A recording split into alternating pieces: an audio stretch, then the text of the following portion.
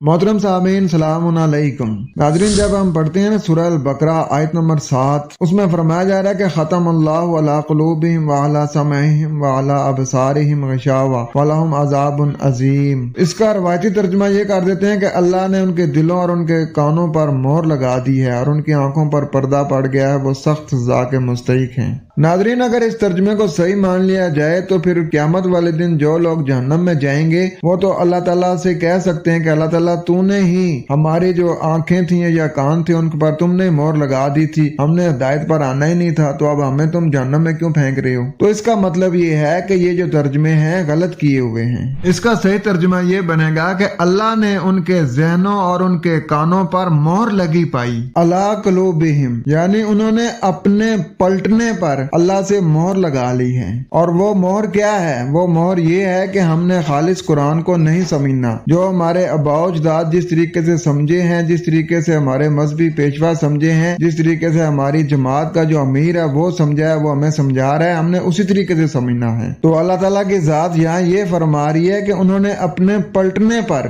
मोहर लगा रखी है। और आगे फरमाया जा रहा है कि वअला समइहिम, और अपने सुनने पर भी उन्होंने मोहर लगा रखी है कि बुखारी मुस्लिम के बगैर कुरान को नहीं सुनना। यानी एक बंदा जब कुरान को कुरान के जरिए समझाने की कोशिश करता है तो कहते हैं नहीं, इसमें बुखारी मुस्लिम का तो हवाला ही नहीं है। वाला अबसारिहिम ग़िशावा, और उनकी बसीरतों पर पर्दा छाया हुआ है, यानी उन्होंने अपनी बसीरतों पर भी पर्दा रख छोड़ा है कि हम देखेंगे कि अगर कुरान का जो तर्जुमा है वो बुखारी मुस्लिम के जरिए किया हुआ है तो फिर तो हम उसे मानेंगे, और अगर कुरान का तर्जुमा कुरान के जरिए किया हुआ है तो फिर हम उसे नहीं मानेंगे, फिर हम उसकी तरफ देखेंगे भी नहीं। तो उम्मीद करता हूँ कि आपका कुछ कंसेप्ट क्लियर हुआ होगा कि अल्लाह ताला किसी को गुमराह नहीं करता या अल्लाह ताला किसी के पलटने पर मोहर नहीं लगाता, बल्कि वो खुद अपने पलटने पर मोहर लगा लेते हैं। और फिर जब अल्लाह देखता है कि उन्होंने मोहर लगा ली है अपने देखने पर, अपने सुनने पर, तो फिर जो उन्होंने मोहर लगाई है, फिर जो उन्होंने ये अमल किया है, इस अमल का नतीजा तो मरतब होगा। यानी हदायत लेनी सी किताबुल्लाह से हदायत वो ले रहे हैं इंसानों की लिखी किताबों से, तो फिर वो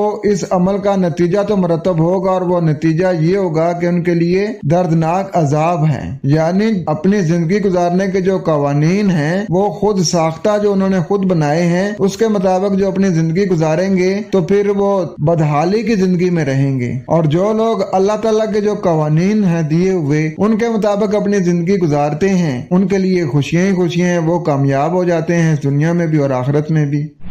तो कुरान का असूल सुम्मा ततफक्करून अफला ताक़िलून, तुम कुरान पे क्यों नहीं गौर फिक्र करते, क्यों नहीं अक्ल से काम लेते। खुश रहें, कुरान के साथ रहें, अपना ख्याल रखें। वस्सलाम।